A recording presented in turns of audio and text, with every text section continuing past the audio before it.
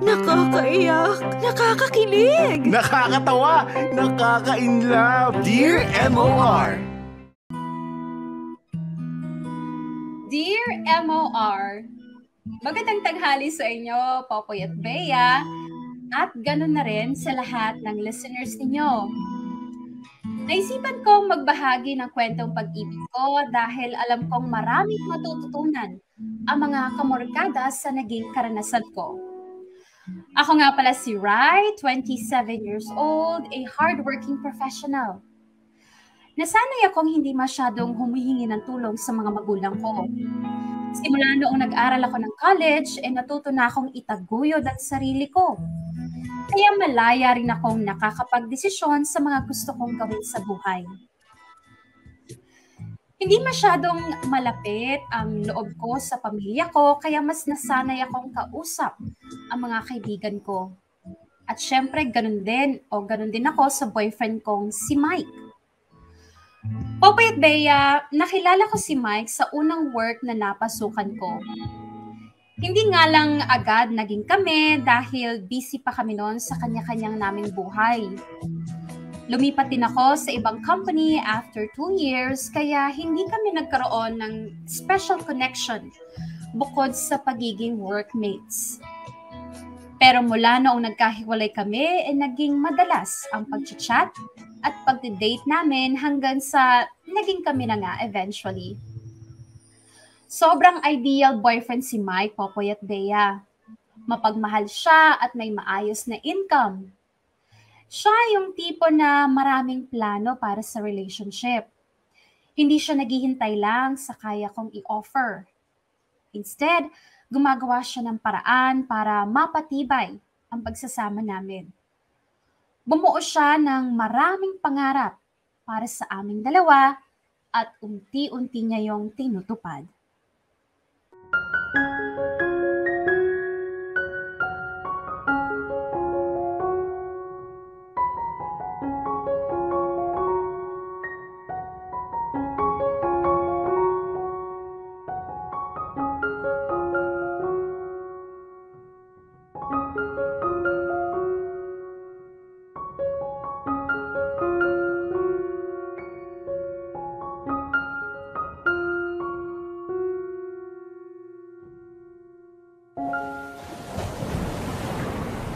Ray, bilisan nyo naman! Eto na. Oy, Bes, bilisan mo naman kasi. Oo na, nagmamadali naman kasi masyado yung isa doon.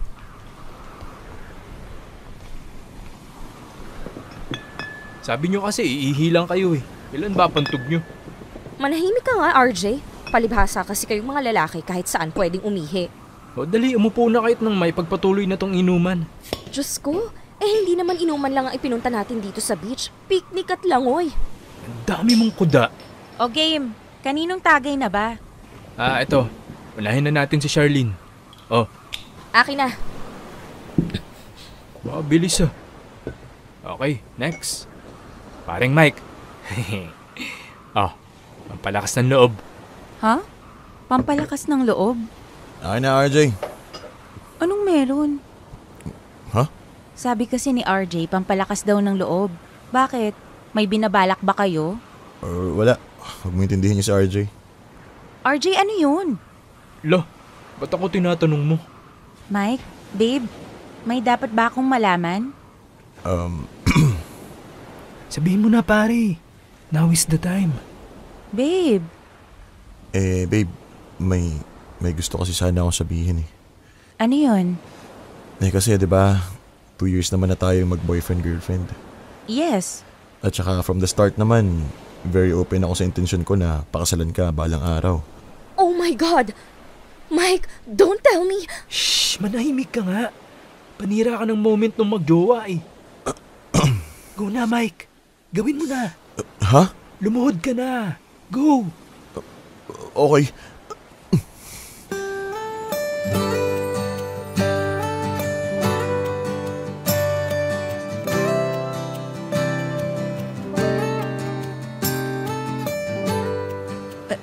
Babe?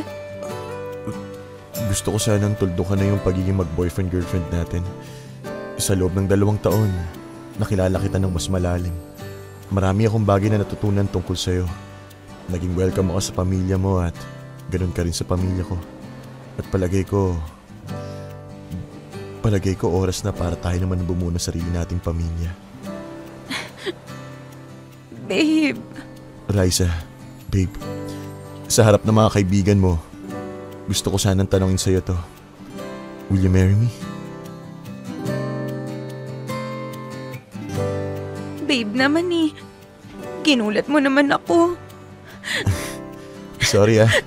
Ngayon ko pa naisip na gawin to sa halip na mag-enjoy tayo.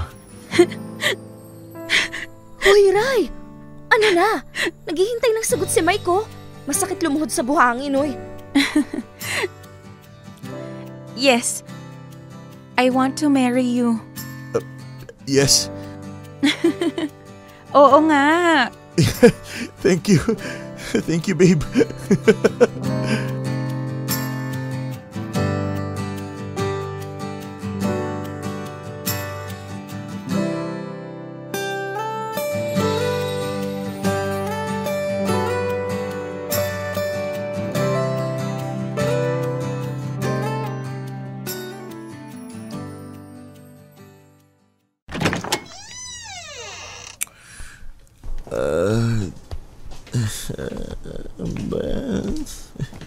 Babe, dito ang higaan. Ay. Sorry, babe. Inlit na nga ako eh. Dapat talaga hindi ka nakikipagsabayan ng inom sa RJ na yun eh. Hindi ako alam, babe. Kaya ko pa naman eh.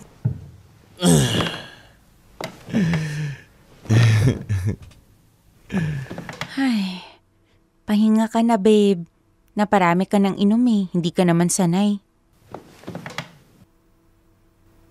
Babe?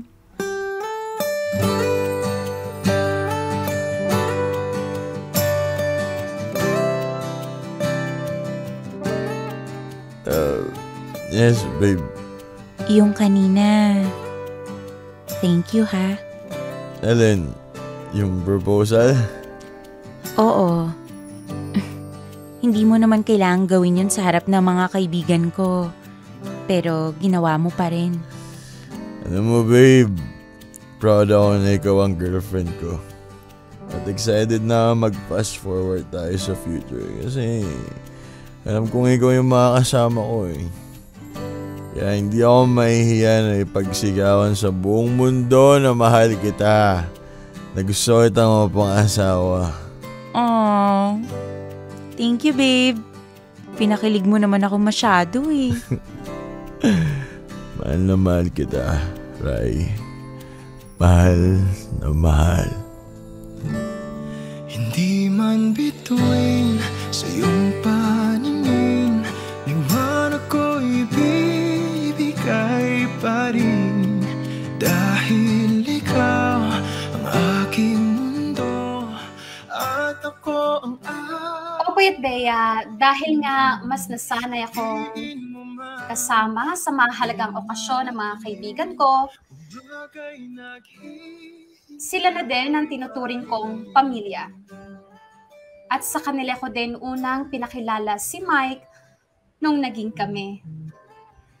Naging maayos naman ang pagtanggap nila kay Mike. Magaling din makisama ang boyfriend ko, kaya hindi naging mahirap para kila Lance at Charlene ang pag-welcome sa kanya sa barkadahan. Itinuro nilang parang totoong kaibigan din ang boyfriend ko. At naging saksi sila sa kwento ng pag-ibigan namin ni Mike. Mula sa first stages ng relationship hanggang sa mauwi na nga kami sa pagpaplano ng kasal. Popoy at Bea, napaka-espesyal para sa akin nung gabing nag-propose si Mike dahil nasaksihan niyo ng mga mahalagang tao sa buhay ko. Para sa akin, parang kasama na rin namin sila sa pagpaplano ng nalalapit naming kasal. Medyo matagal pa ang hinintay namin ni Mike bago namin umpisahan ang wedding preparation. Pero nagdesisyon kaming magsama na muna sa iisang bubong bilang bahagi ng paghahanda. At doon ko mas nakilala ng mas malalim ang boyfriend ko. Doon ko natuklasan ang mga bagay na hindi ko pa alam tungkol sa kanya.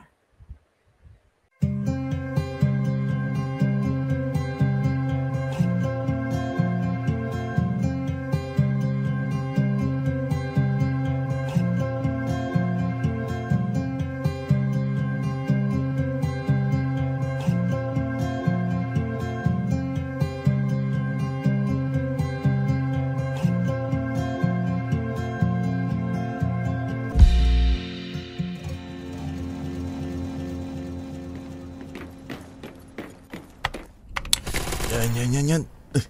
Ano ba yan? Pangit naman itong kalaro eh. Ano ba? Bagal mo naman. Pabuhat naman oh. Ayusin mo naman.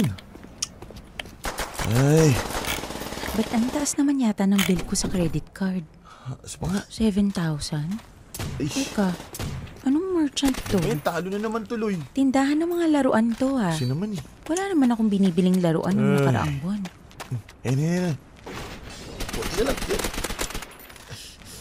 Bilis. Babe? Babe?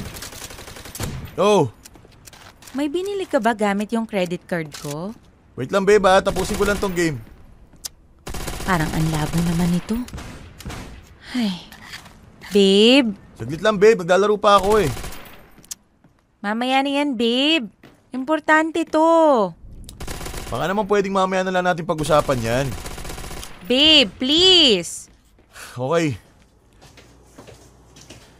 Ano ba kasi yun?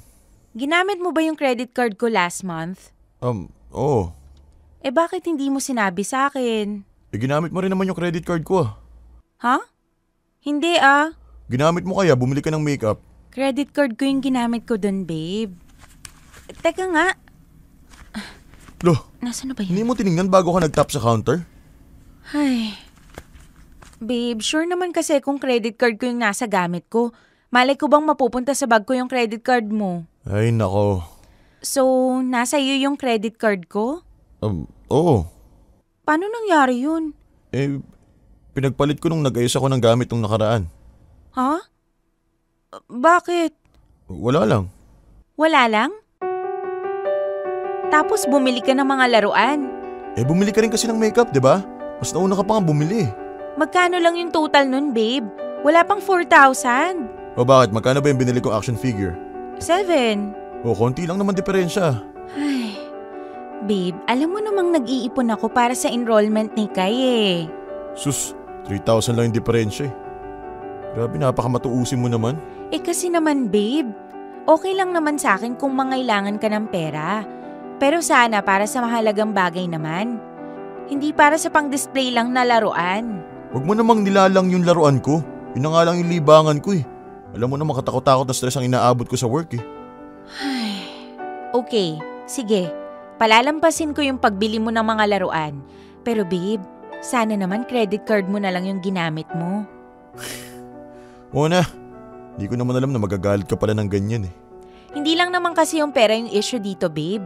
Sinadya mong pagpalitin yung credit cards natin. Para saan? Huwag mo nang palakihin yung issue. Sorry na. Wala naman ako masama intensyon dun eh. Ay, okay. Huwag mo nang gagawin ulit yon, babe, ha? Kung may gusto ka, pwede ka namang magsabi sa akin. Oo babe. Sorry na. Send ko na lang sa account mo yung 4,000. Huwag na, hayaan mo na yon. Regalo ko na lang yun sa'yo. Pakisoli na lang yung credit card ko, babe. Okay.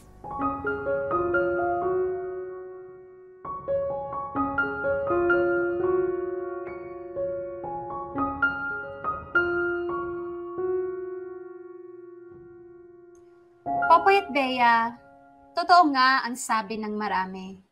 Hindi mo lubusang makikilala ang ugali ng isang tao hanggat hindi mo ito nakakasama sa isang bubong. Ganon ang nangyari sa amin ni Mike. Akala ko sapat ng kilala ko siya mula sa pinakamalalaki hanggang sa pinakamaliliit na detalye ng buhay niya. Akala ko pwede kong maging sandigan ang lahat ng pangarap niya para sa aming dalawa. Pero hindi pala ganun kasimple yun. Sa bawat araw na kasama ko siya, Marami akong natutuklasan tungkol sa kanya na masasabi kong sumusubok sa aking pasensya. Popoy at Bea, mabuting tao naman ang boyfriend ko kung tutuusin. Yun nga lang, marami din siyang katangian na sadly, iba sa pagkakakilala ko sa kanya. Oo, masipag siya sa trabaho, pero sa bahay, halos hindi ko siya maasahan sa mga gawain. Para sa akin, big deal yun dahil pareho kami nagtatrabaho at umuuwi sa bahay ng pagod. May mga pagkakataon din na nawawala yung pagiging mature niya, lalo na kapag naumpisahan na niya ang paglalaro ng video games. At may bad spending habits siya, to the extent na hindi niya tinitrace ang laki ng expenses niya sa mga bagay na hindi naman mahalaga, gaya ng laruan. Sa totoo lang, kaya ko naman pagpasensya ng lahat ng to. Kaya kong lawakan ang pangunawa ko para sa relationship naming dalawa. Si Mike ang lalaking ginusto kong makasama habang buhay. Kaya hanggat kaya ko, iniintindi ko kung ano man ang mga pagkukulang niya.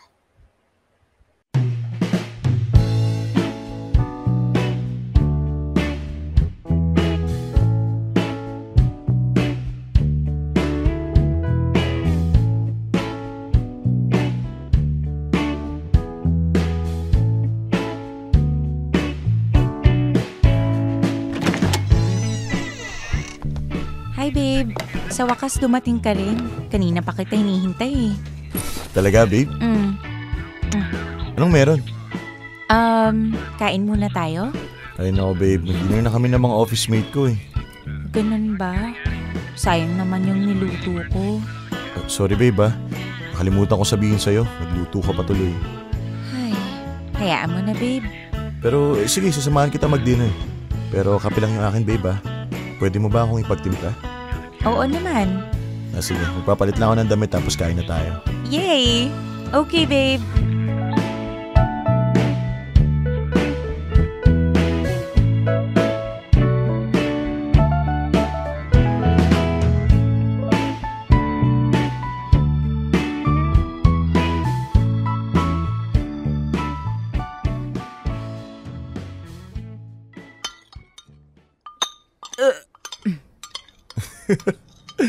Busog na busog ako Oo nga eh. Hindi mo kasi ako sinamahan eh. Kailangan ko tuloy ubusin lahat ng pagkain. Ang sabihin mo, matakaw ka lang talaga. Uy, grabe ka naman sa matakaw. Oo kaya, tingnan mo nga mas malapad ka na sa upuan. Anyway, ano pala yung sasabihin mo, babe? Parang nawalan na ako ng gana. Ito naman, babe ko, binibiro ko lang eh. Sorry na. May ibibigay pa naman sana ako sa'yo tapos puro ko namang pang-aasar. Talaga? Ano yun, babe? Oh. Uy! Ano to, babe? Merch yan ng favorite mong team. Talaga? No, thank you, babe Ang ganda. Ay, ito yung nakita ko sa Facebook page nila. Salamat talaga, babe You're welcome, babe. Babe?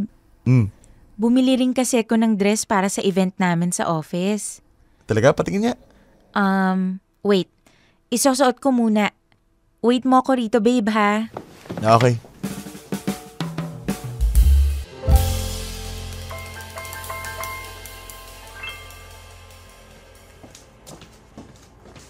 Tcharan! Okay ba, babe? Bagay ba sa akin yung kulay? Ano ba yung tsura mo, babe? Bakit? Anong event ba yung pupuntahan mo? Costume party? Ano ka doon, suman? Aray, ang sakit mo namang magsalita. Kasi naman, babe, putok na yung damit mo Hindi mo ba sinukat yan bago mo binili? Sinukat. Hindi mo lang sinabi ng sales lady sa'yo na pangit tingnan. Sa loob ng dressing room ko lang naman kasi sinukat. Alam mo, babe, hindi ka na kasing sexy ng dati. Dapat pumili ka na rin ng mga size na swak sa'yo. Doon ka na sa mga XXL. May pagka-ambisyosa ka rin kasi. Ano bang size niyan? Medium? Grabe ka naman sa XXL. Large na nga tong binili ko eh. Mag-diet ka na kasi. Takaw-takaw mo kasing kumain eh. Alam mo kanina ka pa ha? Kung hindi ka na nasisexihan sa akin, pwede mo namang sabihin ng maayos eh. Hindi yung mga aasar ka tapos tatawa ka pa. Oh, huwag kang magalit. Nagsasabi lang naman ako ng totoo eh. Oo, alam ko. Yun na nga yung masakit eh. Kasi alam kong hindi ka basta nang aasar lang. Nananampal ka na ng katotohanan. Alam mo na nga insecure na ako sa sarili ko tapos gagatungan mo pa. Ay, ligpit ko na nga lang to. Baka kung ano pang masabi mo. Oo babe, teka lang. Di ko naman kaagad babe.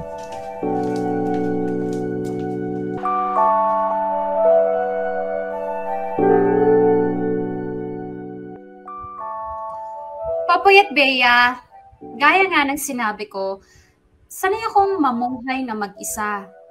Kaya nakakapanibago para sa akin ang magkaroon ng kasama sa isang bubong. Hindi ko tuloy alam kung normal lang ba ang mag-adjust para sa taong kasama mo sa isang bahay. Normal lang ba na magkaroon ng mahabang pasensya para maiwasan ang hindi pagkakaunawaan?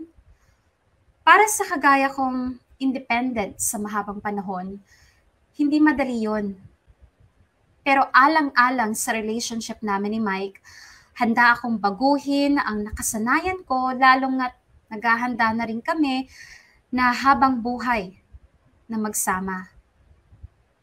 Handa akong gumawa ng maliit na sakripisyo para sa inaasam kong tahimik na buhay kasama ang lalaking mapapangasawa ko.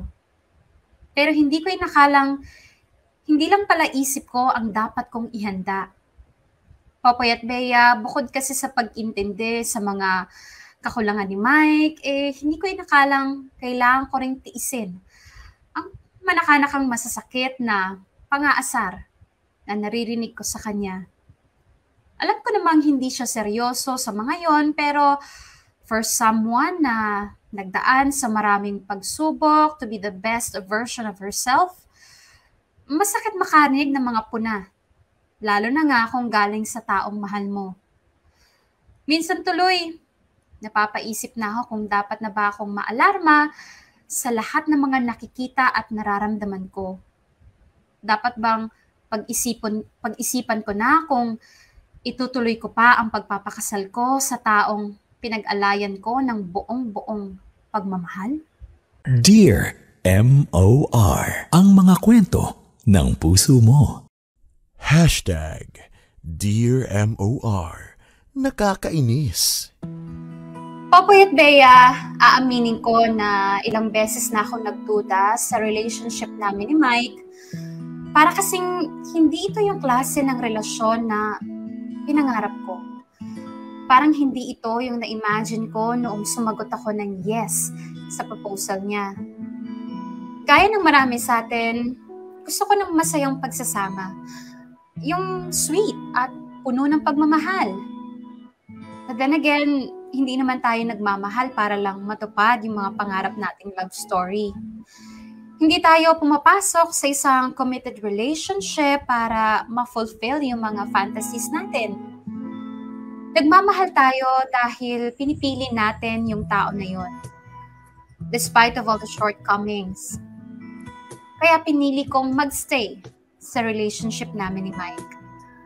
Pero habang tumatagal, Popoy at Bea, lalong dumadami ang reasons ko para pagdudahan ang pagmamahal sa akin ni Mike. Lumala yung pananakit niya sa akin gamit ang mga pang-aasar niya. Nariyan yung nasasabihan niya ako ng masasakit na salita na gaya ng balyena, kulikba, at kung ano-ano pa. Minsan ko nang nabanggit sa kanya na nasasaktan na ako sa mga pang-aasar niyang yon. At nagsorry naman siya. But after a few months, balik ulit siya sa ganong gawain. Hanggang sa nasasanay na lang ako at na-immune sa harmless remarks niya. Nakikita ko naman kasi na beyond all those things, nandun pa rin. Yung Mike na maraming pangarap para sa aming dalawa. Nanalig ako na pagmamahal pa rin ang mas nananaig sa relationship naming dalawa.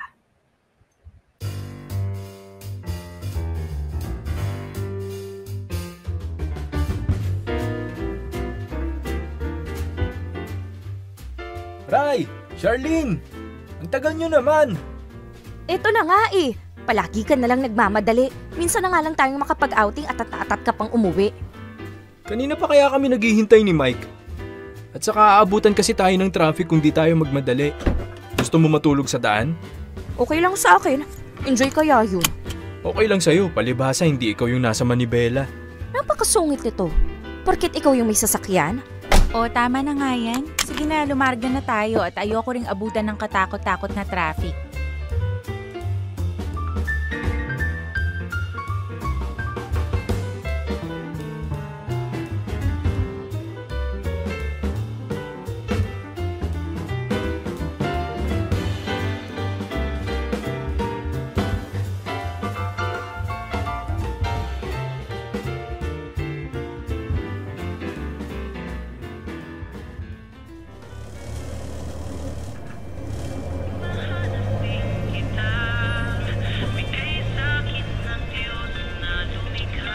Ba't naman pangkasalan yung songtripan mo, RJ? Bakit ba? Ganda kaya. Huwag mong sabihing magpapakasal ka na, RJ. Hoy, ako magpapakasal? Sino naman pakakasalan ko wala nga akong girlfriend. Paano ka makakahanap ang sungit-sungit mo? Salita na naman ng kontrabida. Anong kontrabida? Ayaw mo lang kasi nang nire-real talk ka. Alam nyo, marami akong alam na love story na nagsimula sa ganyan, sa mga asaran. Wow! Love story? Kami ni Charlene? No way! Maka-knowing naman to, parang magugustuhan naman kita, hello? Bye, thank you kung hindi. Teka nga, ba't ba kami ang hinahot seat mo dito? Di ba kayong dalawang engaged, Rai at Mike? Oo nga, dapat kayong tinatanong namin kapag usapang kasal. Ano namang itatanong nyo? Kailan nyo ba balak magpakasal? Tagal nyo nang engage Ha? Yung buwelo pa tol, alam mo naman, mahirap magpakasal ng hindi ready. Hindi ready saan? Emotionally? Financially? Both. Both? So, hindi kayo ready financially and emotionally. Kung ganun, ba't ka nag-propose kay Rai? Hindi naman sa hindi pa kami ready, kaya lang, kailangan pa na mas malupit na paghahanda eh. Ganun? Pero may mga naumpisahan na kayong plano. Wala pa? Tumitingin na rin ako ng mga photographer sa Facebook na pwede naming i-hire.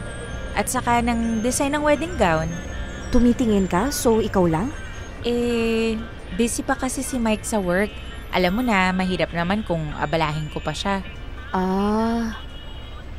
Pero Mike, ikaw ba sure kang gusto mong pakasalan si Rai? Oo naman. Okay, nakakapagtaka lang kasi Kasi mahigit 1 taon na kayong engaged, pero parang wala pa kayong nasisimula na wedding plans.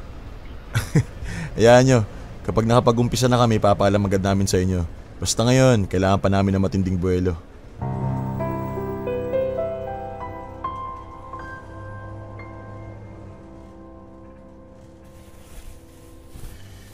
Ay, sa wakas, makapagpahinga na rin. Kapagod yung biyahe kanina, no? Ay, babe? Yung kanina? Kanina? Yung tanong nila Charlene, napaisip kasi ako, kailan ba natin sisimulan yung wedding plans natin? Narinig mo naman yung sinabi ko, babe, di ba? Kailangan pa natin ng mahabang preparation. Hindi pa tayo ready, lalo na ako. Hindi ka pala ready. Bakit ka nag-propose sa akin? Rai, yung proposal na yun, wala lang yun. Ano? Anong wala? Practice lang yun. Practice? Proposal? Ginawa mong practice ang proposal? Kasi naman, yun talaga yung gusto mo, di ba? Yung mag-propose ako sa harap ng mga kaibigan mo. Oo, pero yung totoo. Hindi yung peke o pakitang tao lang na proposal. Ate mo naman. O di sige, ulitin ko kapag ready na ako. Wait. Sorry ha. Hindi ko magets eh. Bakit ka nag-propose nang hindi ka pa ready? Hindi ka ba sincere? Joke lang ba yun para sa'yo? Hindi yun joke, okay? Practice nga practice. Ibig sabihin preparation para sa totoong proposal. Alin doon yung hindi mo bagets, ha? Ewan ko sa'yo, Mike. Hindi ko alam kung paano mo nagawa yung ganon. Alam mo ba kung gaano ko kasaya nung gabing nag-propose ka? Emotions ang involved doon. Matinding emotion. Tapos paglalaruan mo lang ako para dyan sa practice mo? Okay ka lang? Huh. Kung alam ko lang na practice lang pala yun para sa'yo, di sana no ang isinagot ko at sinabi ko sa'yo practice lang din yun. Nakakainis!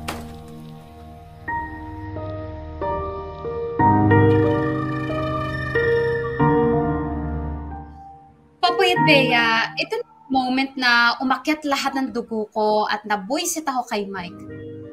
Sinong matinong lalaki ang gagawing practice ang wedding proposal? Para saan? Para lang i-please ang girlfriend niya? Para magpasikat sa barkada? Who would want a fake wedding proposal? Dito na ako napaisip, Popoy at Bea. Bukod sa proposal, ano pa kaya ang hindi totoo sa relationship namin? Yung love, yung mga pangarap niya, yung samahan na nabuo namin, lahat ba yun? Practice lang din? Kung oo, dapat bang itigil ko na lahat ng to? Kung hindi, should I stay hanggang sa maging ready kami na gawing totoo ang lahat? Matagal akong na-stuck sa question na should I stay or should I go? Popoy at Bea, hindi ako makapag-decide dahil nananaig sa akin yung kagustuhan na i-workout ang lahat ng nasimulan namin ni Mike. Almost 4 years kami magkarelasyon at ayokong itapon lang yun basta-basta. But I know one day, darating ako sa breaking point. I just don't know when or kung ano yung pwedeng mag-trigger nun. Or pwede rin may isang mangyaring milagro na babago ng lahat. Na magbabalik ng buong tiwala ko sa pagmamahalan namin ni Mike. Hanggang sa isang pangyayari nga ang tumulong sa akin para makapag-decide.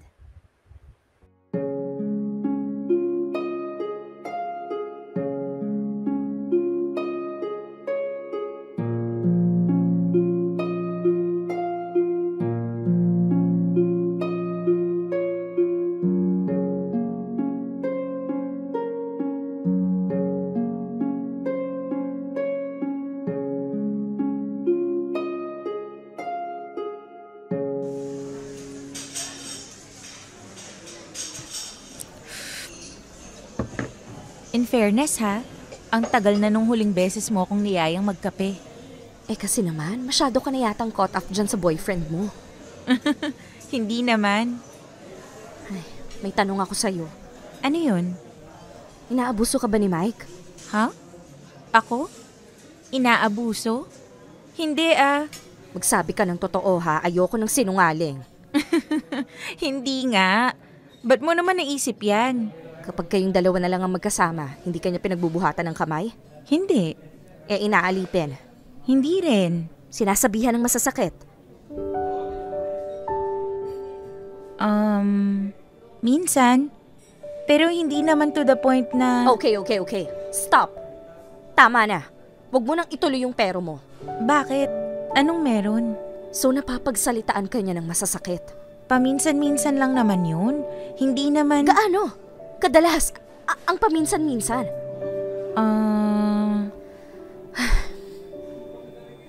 Sinasabi ko na nga ba may kakaiba dyan sa Mike na yan Teka, ano bang meron?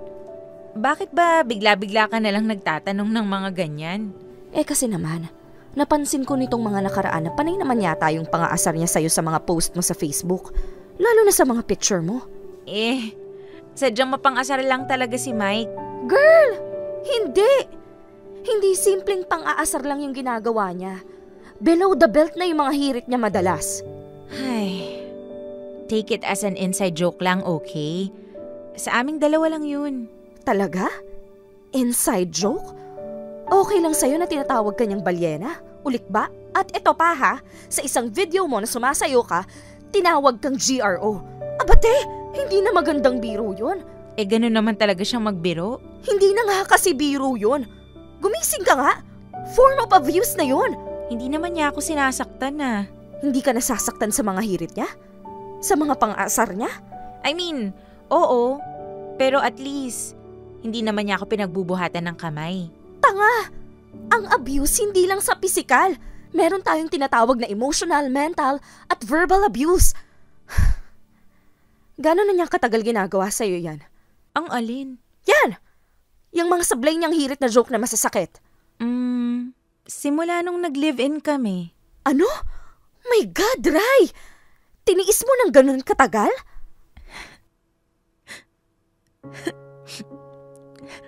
Bes, ayoko namang makipag-break sa kanya ng dahil lang dun.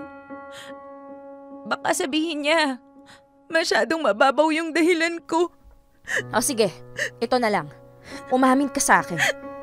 Nasasaktan ka ba sa mga salita niya o hindi? Yung totoo, ha? Nasasaktan. Ang totoo niyan, simula nung nakarinig ako sa kanya ng masasakit na salita, halos gabi-gabi na akong umiiyak nang hindi niya alam. Lagi kong kine-question yung sarili ko kung tama ba yung desisyon ko na tumira sa iisang bahay kasama si Mike.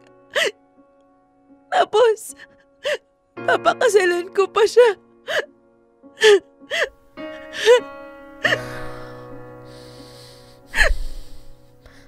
Mabuti na lang talaga, hindi pa kayo kinakasal. Bes, hindi ko alam yung gagawin ko. Hindi ko masabi sa parents ko yung pinagdadaanan ko kasi alam nila going strong kami ni Mike at malapit na kaming magpakasal. Kung hindi mo alam yung gagawin mo, ako ang magdedesisyon para sa'yo. Ha? Tumayo ka dyan. Bakit? Anong binabalak mo? Kukunin natin yung mga gamit mo. Aalis ka na sa apartment yun ni Mike. Bes! Susunod ka sa akin o sasabihin ko lahat ng to sa parents mo.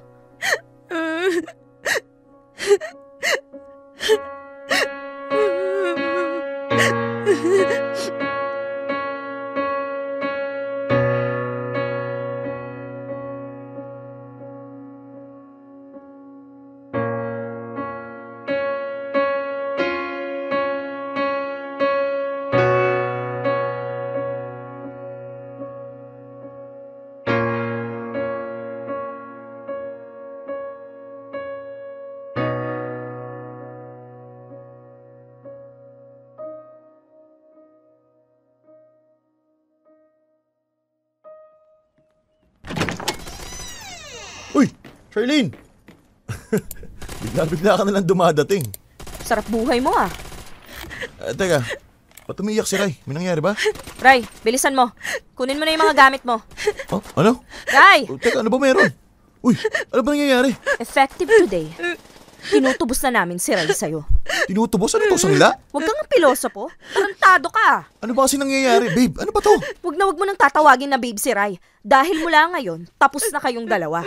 Oh, wow, galing ah. May spokesperson na pala si Rai ngayon. Oo, dahil hindi siya makapagsalita sa lahat ng kawalang hiyaan mo. Eh kung hayaan mo kaya kami mag-usap. No way!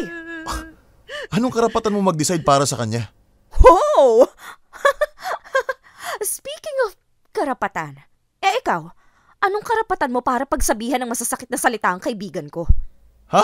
May screenshot ako ng lahat ng panlalait at masasakit na sinasabi mo kay Rai.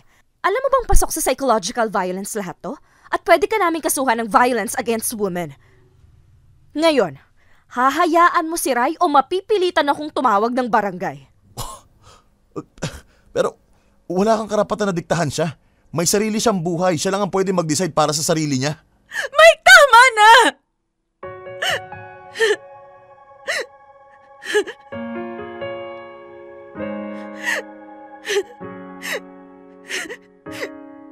Ayoko na. Umabot na sa sagad yung mga sakit na naiparamdam mo sa akin. Oo, hindi mo nga ako sinasaktan ng pisikal. Pero higit pa dun yung ginagawa mo. Palagi mo pinaparamdam sa akin na hindi ako karapat-dapat na mahalin. Yung mga salita mo, yung mga panlalait mo. Akala mo ba hindi ako nasasaktan?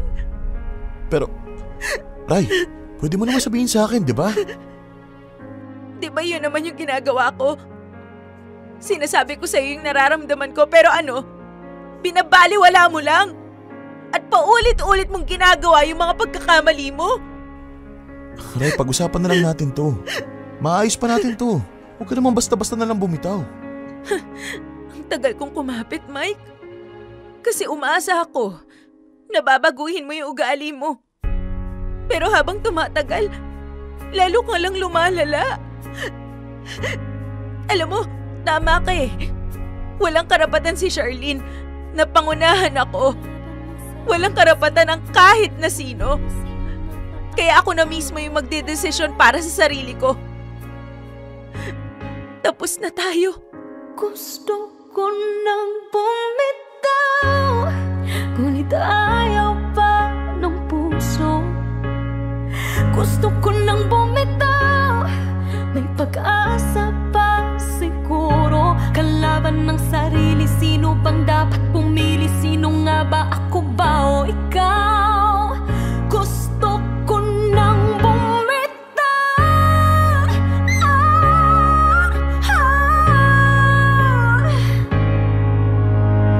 Kung kalungkutan kong kaligayahan mo, kung pagkagapos ko'y paglaya mo. Siya ang nagpa-realize sa akin na valid pala lahat ng inis na naramdaman ko kay Mike. Lalo na sa tuwing inaasar niya ako. I thought I was just being sensitive at natakot akong aminin na unti-unti na yung nakakasira sa sarili ko. Sa self-esteem ko at sa kung paano ko i-view ang value ko bilang tao. Lahat ng to, including all the red flags na pinakita ni Mike, kapag pinagsama-saba, ay sobra-sobrang reason na para hiwalayan ko siya. At hindi ko yun nakita dahil masyado akong nabulag sa hope na one day, magbabago ang lahat magically at biglang aayon sa fantasy na binuo ko sa utak ko. Popoy at Bea, sa tulong na rin ng mga kaibigan ko, I started a new life. Nakitira muna ako kina Charlene pansamantala at kalaunan ay nakahanap rin ng kondo na malilipatan. At sa mga panahong mag-isa na lang ako, especially bago matulog, paulit-ulit kong naaalala lahat ng masasakit na salita ni Mike. And that pushed me to become a better person. Hindi lang physically, but also mentally. I convinced myself that I need to bounce back to the older version of me who knows her worth at hindi nagpapaapekto sa standards ng iba. And thankfully, unti-unti akong nakabangon sa trauma na dala ng pakikipag-live-in ko kay Mike.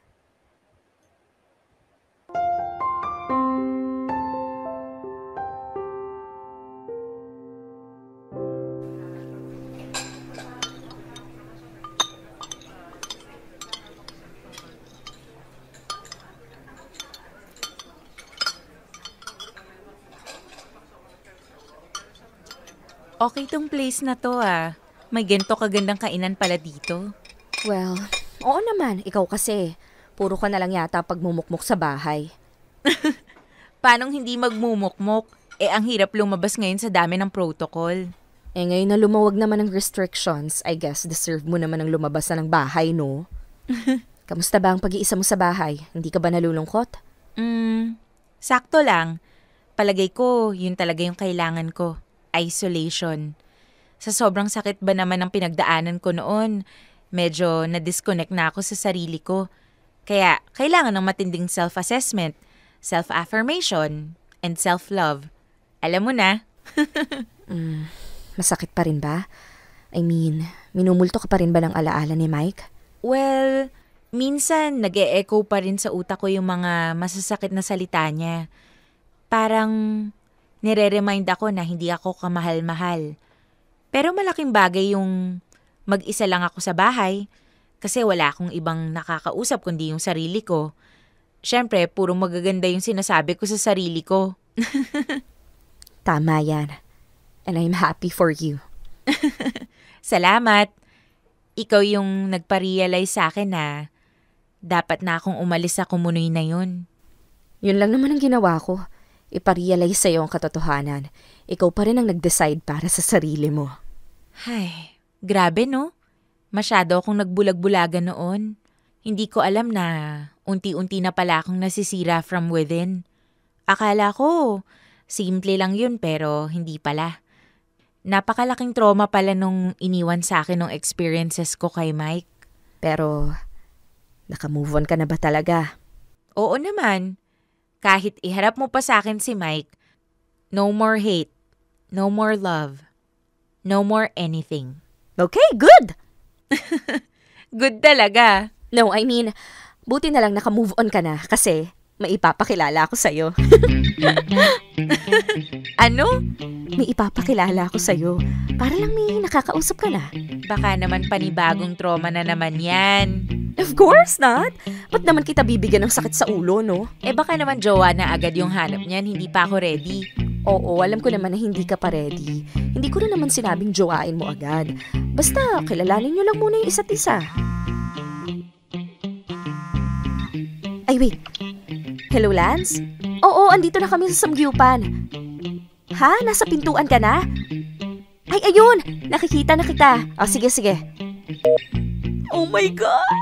Nandito na siya! Siya ba yung sinasabi mo? Mhm.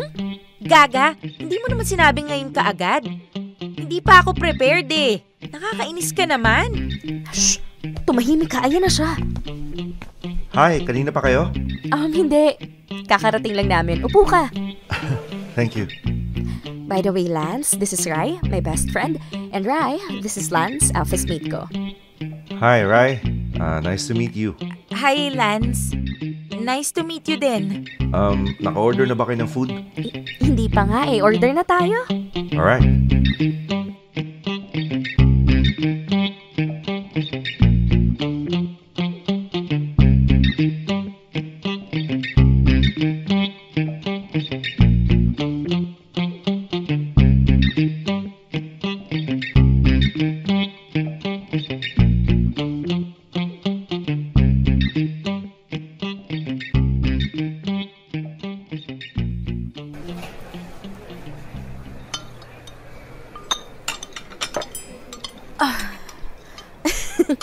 Ang dami nating nakain. Sasabihin ko sana ang takaw mo eh. Kaso, traumatic pa rin sa akin yung word na yon. Well, at least hindi ka natakot na pag-usapan yon. At nagagawa mo ng tumawa, ha? Ay, nako. Salamat na lang talaga at nakaraos na ako sa experience na yon. Anyway, Bes, mauuna na ako, ha? Ha? Agad-agad? Oo, magkikita pa kami ni RJ eh. Uy, naku. Yan na nga ba sinasabi ko eh. Hoy, wala lang yun. Nagpapasama lang siya bumili ng mga gamit para sa lilipatan niyang apartment. Bakit defensive? Ay nako, bahala ka nga dyan. Lance, ikaw na bahala dito kay Rai, ha? Huwag mong sayangin yung tiwala ko sa'yo, gago ka.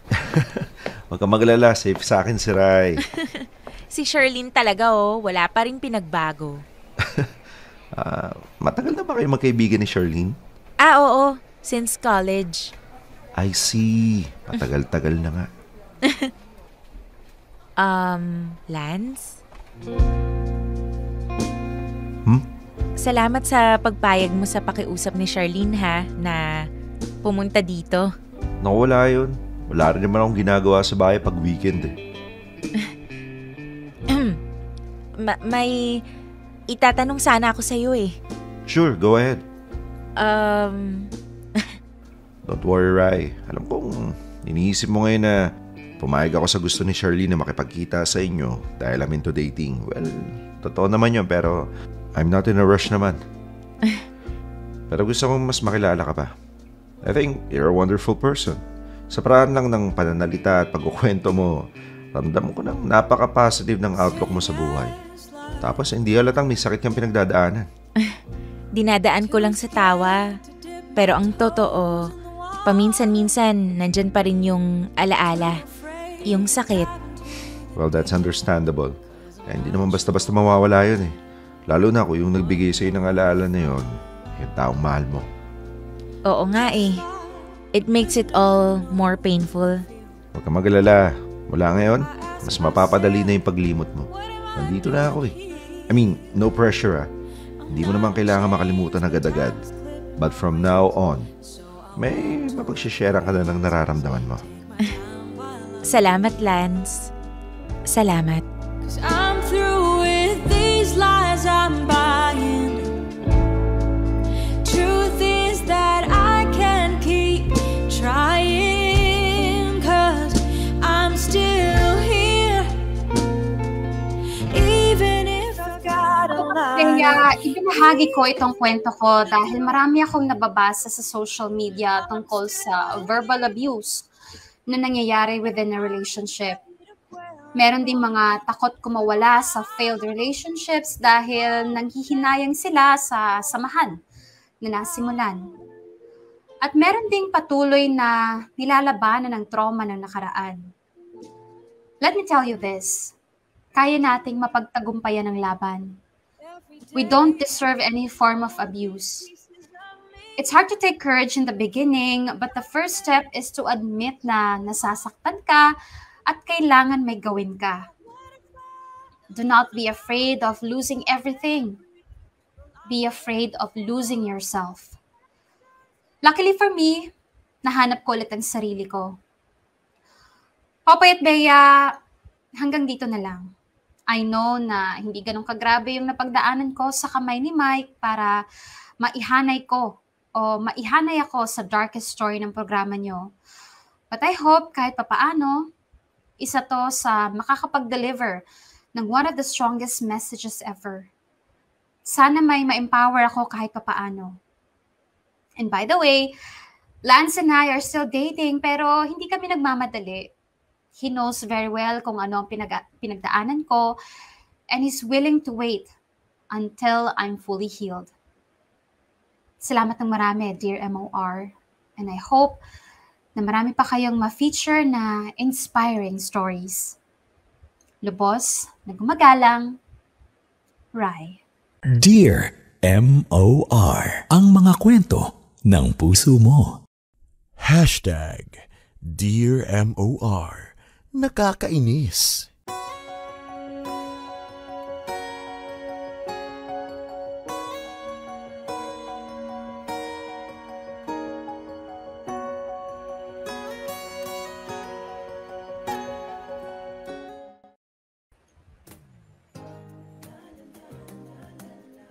Eh di wala ka kasing mic, no?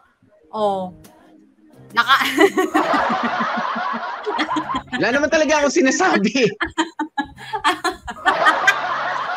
Buisit. Nakakainis yung mga mic na yan, ha?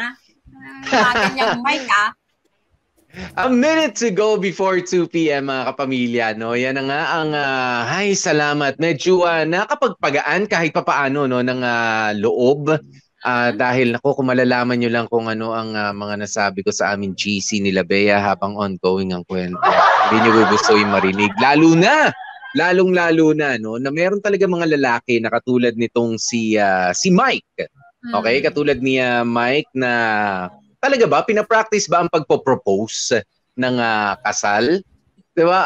Practice lang to, parang ganun. Parang gusto ko lang, ano to, parang binakuran mo lang ng temporary. Pero wala kang intensyon na gawing permanente yung bakod na yun. Unless meron nangyari at some point, ano?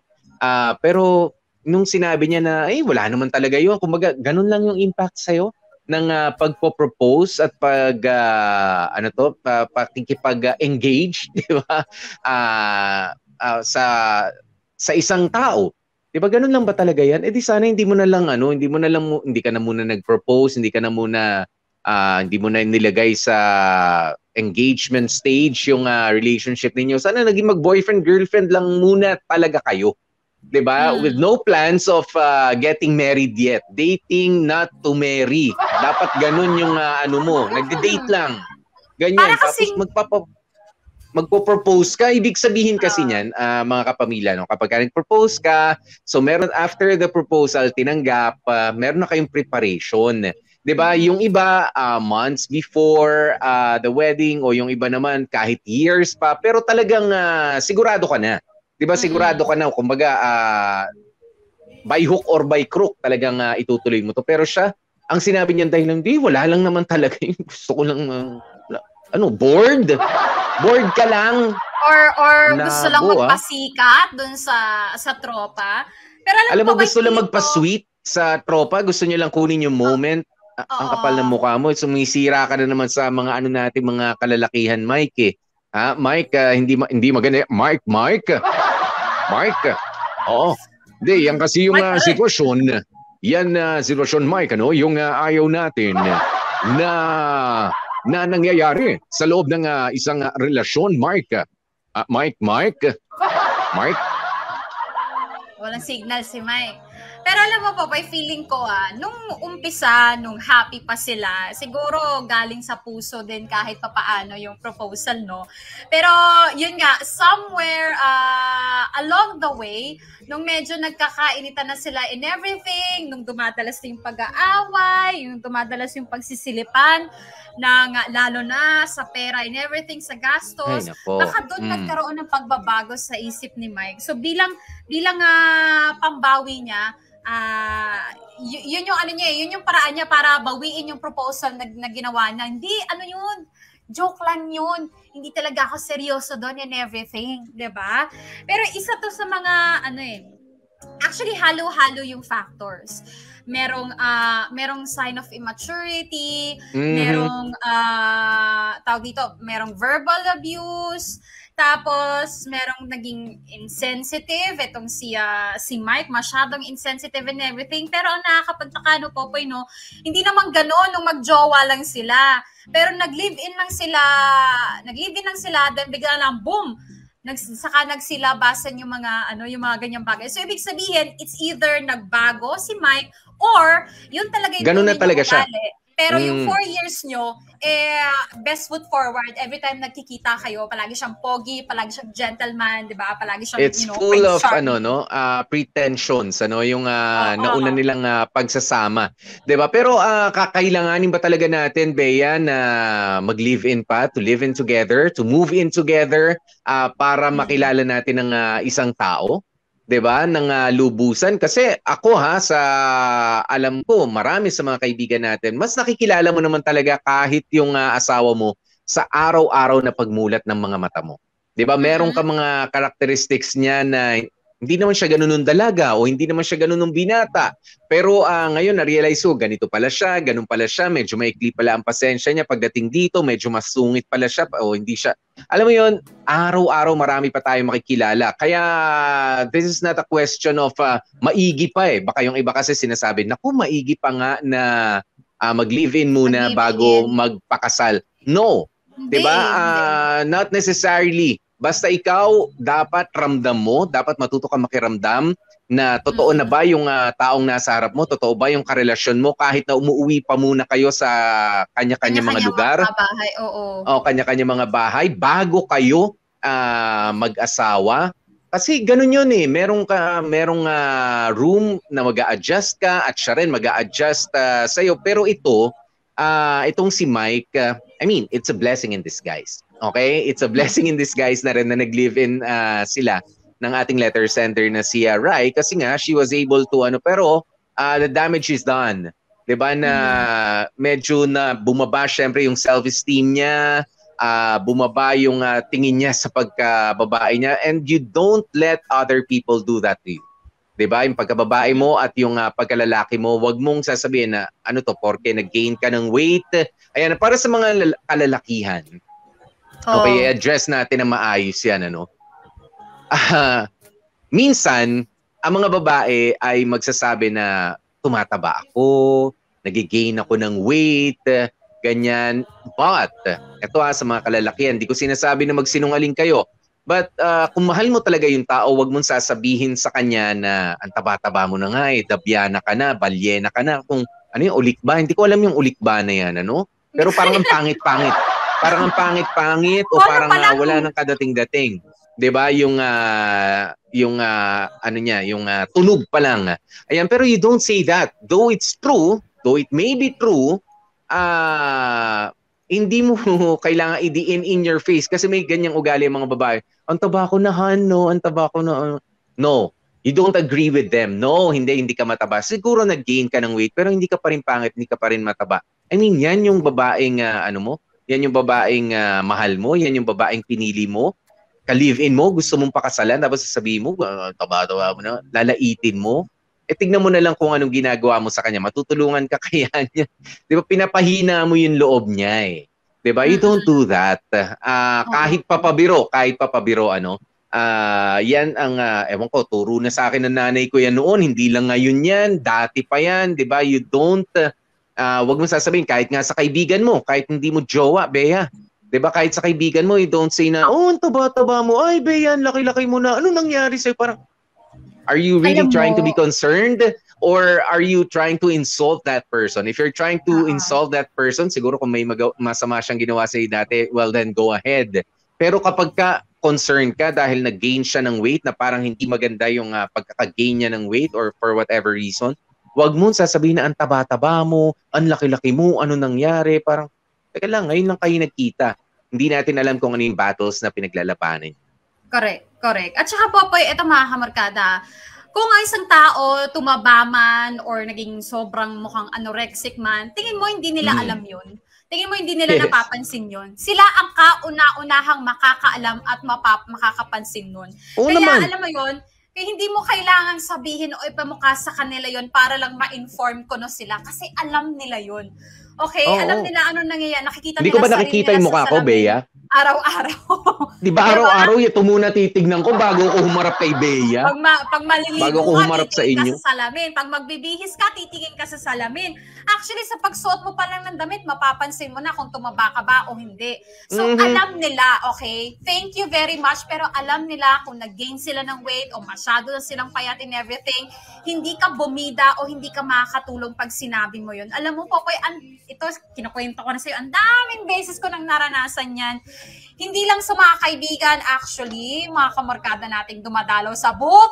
Nako, marami dyan. Sumamalog ko sa mga yan. Dahil alam mo yun, kung nakita ka pa lang sa akin, alam, Bea, ang taba mo na ganyan-ganyan. Tapos alam mo yung tatawa. And I'm like, alam mo, mahal kita, kamarkada kita, na-uploadan namin na listener ka namin, ganyan-ganyan.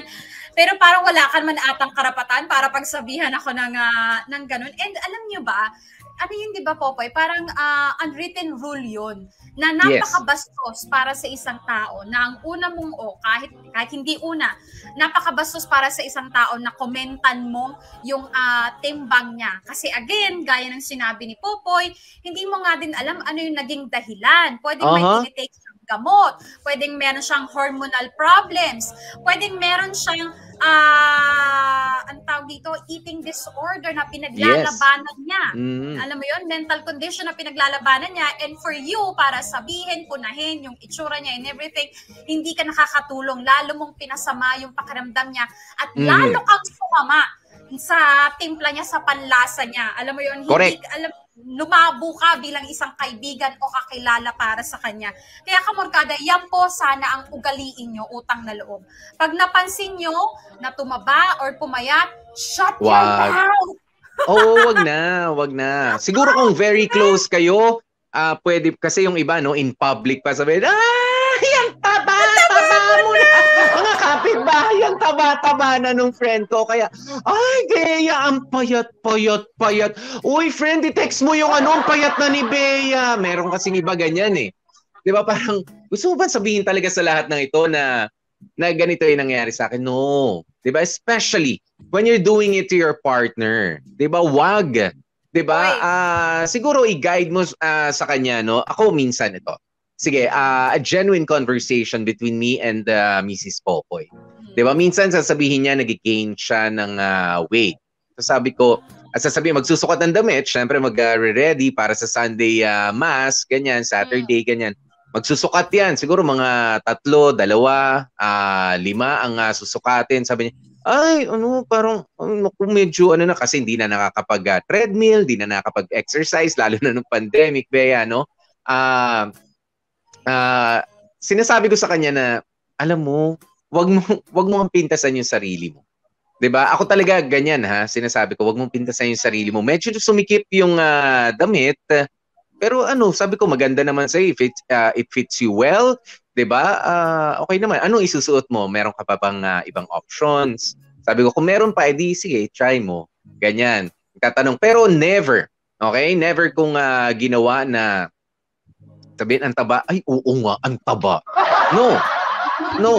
Kasi minsan, ano lang yan parang hook yan sa isda, na pagka naman sinang-ayunan mo yung sinabi ng babae, ay, oo nga. Kasi makakapagpababa yan ng kanilang self-esteem. Diba? Kaya ako talaga very careful ako. I don't want to be rude. That's being rude, by the way. Yung pagsasabi na ang taba-taba mo, ang payat-payat mo, or ang itim mo ngayon, or sumobra naman yata ang puti mo. Diba? Anything na Anything. Wag. At dito nga sa storya na to kumustahin nyo na lang halimbawa yung oy, bad breath ka pa rin ngayon, at least na maintain.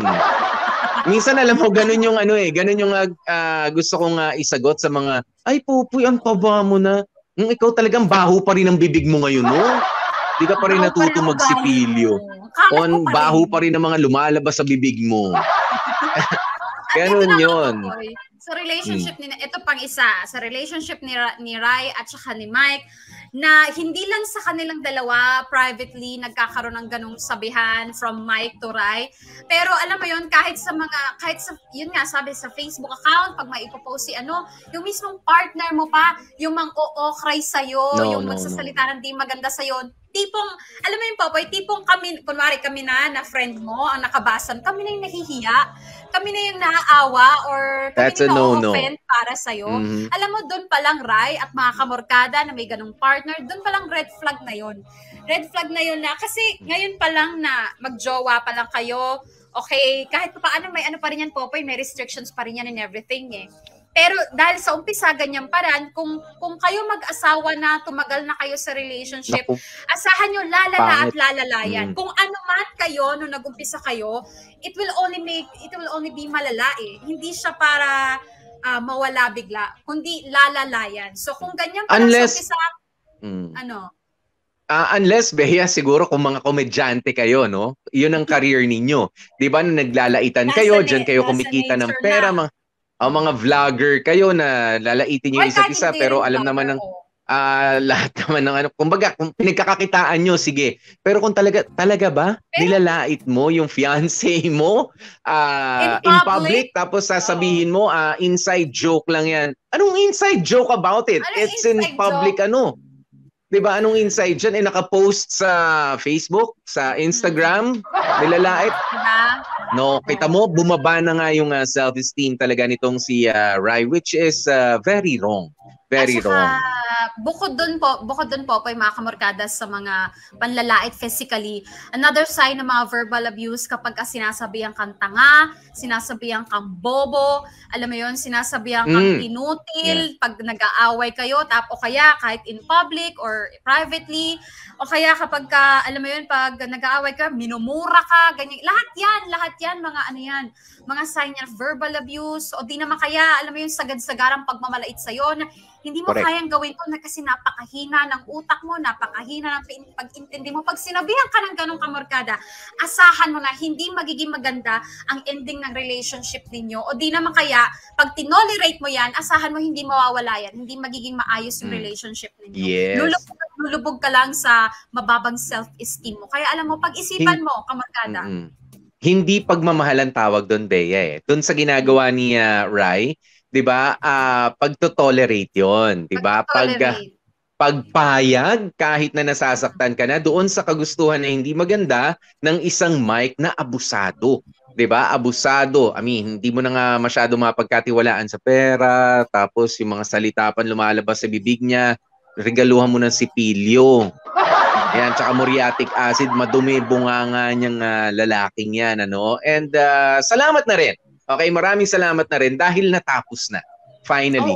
'Di ba yung paghihirap naman nitong si Rai at she's on her way up, 'di ba? To redeem herself, 'di ba? Para bawiin na yung sarili mo. I mean, everybody deserves, 'di ba, a better guy than Mike. 'Di ba? Ako talaga hindi totoong lalaki yung nanalait ng mga babae, lalo na sa partner nila. Kailangan, mga pare, ang tunay na lalaki merong respeto sa mga babae. Kahit bumigat, kahit gumaan ang kanilang timbang, kahit kumulubot ang kanilang mga balat, kung talaga mahal mo, kailangan merong respeto. Yon ang keyword doon, respeto. In words, In words and in action, action. please. In action. At Popoy, hindi lang yan sa mga lalaki kahit tayong mga babae utang na loob, kahit na sinasabing matikas, malalakas ang loob, matitibay ang loob ng mga lalaki, hindi pa rin rason yon para gamitan mo ng hindi magagandang salita. Kasi sinasabi nila, Popoy, babae lang naman ang emotional, ang lalaki hindi naman nasasaktan yan kaagad-agad, ganyan-ganyan, makapalambalat yan, ganyan. Hindi po, tao pa rin ang lalaki. Kaya kayong mga babae, maghinay-hinay din kayo sa mga bunganga ninyo, sa mga pinagsasabi nyo, sa mga partner ninyo, lalo na pag nagagalit kayo, hindi nyo rin pwedeng sabihan ng matabayan, ng pangit yan, ng bobo, tanga, whatever. Kahit baho. Ano pa yan. Pero kung totoo mabaho, sige na. Yung mabaho medyo. Yung maligo na. Ligo na. Yun na lang sabihin nyo, ligo ka na. Ligo. Pero Papa, yung mabaho parang medyo, parang, baka pwedeng makalasot yun. Kung totoo naman kasi talagang mabaho, may baktol. Kung totoo. Hindi talaga at nakakaabala na. hindi naghihilot ng bato. Mga ganun leveling. Hindi naghuhugas ng... Emotional damage. At eto, last na to para sa akin, Papaya. Yung part na nanghihinayang sa relationship. Alam niyo, kabarkada, huwag kayong manghinayang sa taon na pinagsamahan niyo. Ang paghinayangan mo, yung mga taon pang darating na pagtitiisan mo. Kasi the more na pinapatagal mo, the more na, alam mo yun, nauubusan ka ng oras to finding what really makes you happy. So, alam mo yun, kung hindi ka na masaya, huwag mo na patagalin. Hindi naman sinasabi kung madaliin mo, okay? Na konting sakit lang, ay, break na tayo. Hindi sa ganon, okay? Kung masyado ng maraming red flags, kung sobra-sobra ka nang nasasaktan talaga, nagbabago na yung perspective mo mentally and emotionally, huwag ka namang hinayang sa pinagsamahan nyo. Ang isipin mo, yung nauubos yung oras mo, yung buhay mo dito sa taong walang kwenta at walang nadudulot ng maganda sa'yo. Okay? Yan ang pakatandaan ninyo. Mm-hmm. Sabi ni Paul Santos, magbasa lang tayo ng ilan, huwag magsalita ng masama, lalo na sa karelasyon. Buti na lang yung kakilala ko, pasok pa din sa standards niya kahit na large or extra large na. No to body shaming kasi love niya yun eh. Totoo yan. Sabi ni si Shinea Chan. Hello sa'yo, Batla. Long time no read, ha? Talagang mapapakanta ka na lang na mapapakanta ka na lang ng knife kasi words cut like a knife. Emotional damage is more serious than physical. Everyone deserves love, not criticism. Yes. Sabi ni Mark Louis Espiritu, corrected by. Ayun lang, correct. Correct. Correct, Ching. Correct tumpektom.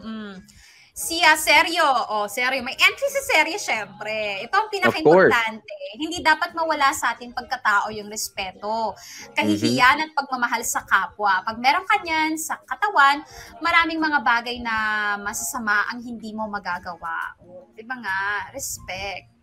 Before love, respect muna. Kasi what sabi ni Sere love, Gonzales, tama ka, Popoy. Kaya yung mga hambog dyan na nagsasabi sa akin na wag daw akong pepwesto sa bundok o wag tatapat sa electric fan na naka number 5. May number 5 pa electric fan? Dahil baka daw ako liparin ang sasama nyo. Pakinggan nyo mga payo nila, Popoy. Hindi kasi slim, diba ang katawan nitong si Seryo. Payat naman si Seryo. So, meron mga nagsasabi, uy, baka liparin ka ng hangin. I mean, it's an expression. Siguro, nung bata tayo, okay lang. Pero ngayon na alam natin na it's a form of body shaming. Diba? Hindi na rin maganda. Hindi na rin maganda yan. Ako, ang ino-okray ko lang naman sa'yo, yung pasiko mo, no? Kasi, doon sa profile picture mo, kita yung siko mo, no? Sana naging siko ka na lang, no? Charot na. Hindi, makinisip si Seryo. Kita ko yan. Sabi niya nga di bali ng mukhang matanda ang itsura, basta amoy baby. Di ba? Kaysa naman mukhang baby, amoy matanda. Sabagay, may point ka na naman. Ang dami mong point, Seryo, ha? Grabe ka, halika, may libreng candy ka. Ano yung sabihin sa amoy matanda? Ano ba amoy na matanda? Amoy, efficacent, kanyan? Excuse me, sino nag-efficacent dito? Wala naman nag-efficacent oil dito. Excuse me, sino nagsasalon pass dito? Ay, salon pass ba? Wala naman nagsasalon pass dito. Nagsasalon pass dyan, ha? Sino nagbe-bengay dyan? Si Tiger Balm dyan, kating ko, lahat na. At eto, paborito ni Popoy, yung hinihit-hit sa ilong. Yung ano yun? Ano, ito? Ito ba? Alam nyo, mga kamarkada, pag nakita nyo yung, alam mo, si Popoy, meron siyang menthol kit. Lahat nandun, inhaler, Tiger Balm, meron Efficacent, lahat ng menthol, yung pamparelieve kamorkada ng mga sakit dito. Nandito po yan. Siyempre, pagka medyo naayawan mo na, merong alcohol dyan na pamparefresh ng... di ba nga? Magmamasahe na nga lang ang kulang eh. Oy, bago tayo magkalimutan. Uy, pasalamatan natin po kay syempre yung mga kamarkada, mga dramatista natin gumanap for today's episode.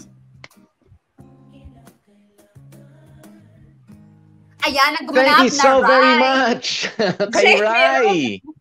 Ano ba? Ako, ikaw? Ikaw na nga. Ano ba?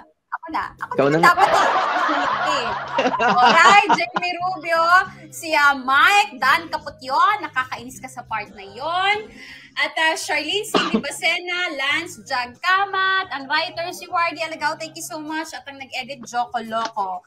Oo, hashtag Dear MOR, nakakainis po hindi ang gagaling. Ayan, thank you so very much. At syempre, bukas mga kapamilya, magsasama-sama na naman po tayo sa isang special na episode, of course, ng Dear MOR dahil celebrity special tayo ngayong Friday. Ayan, thank you. Ayan, sa YouTube po tayo magkikita-kita tomorrow. Alright! Sa YouTube huwag kayong tumambay dito sa MOR Entertainment Sa YouTube tayong lahat. At yung mga kamarkada nating matitikas, ilaban nyo yung comment nyo. Alam ko, pwede tayong anurin na naman bukas, pero laban lang. Okay, kapit comment na kayo ng comment kung gusto nyo. Go, go, go. Babasahin namin yan. Yan. At syempre, dito na nga po kami magpapasalamat sa oras nating 2:24. Ako po si DJ PDJ Popoy. That's my Guapopoy. And of course, Gorgeous B, Bea po. At ang lagi namin paalaala, stay safe, stay healthy. Naku, medyo maulan dito sa atin sa Metro Manila, mga kapamilya, no? Pero kahit anong mangyari, tuloy ang buhay, tuloy ang trabaho, tuloy ang pagkamal ng maraming salapi para sa marami ring bayarin. Tuloy lang tayo. Ayan. And stay happy. See you tomorrow!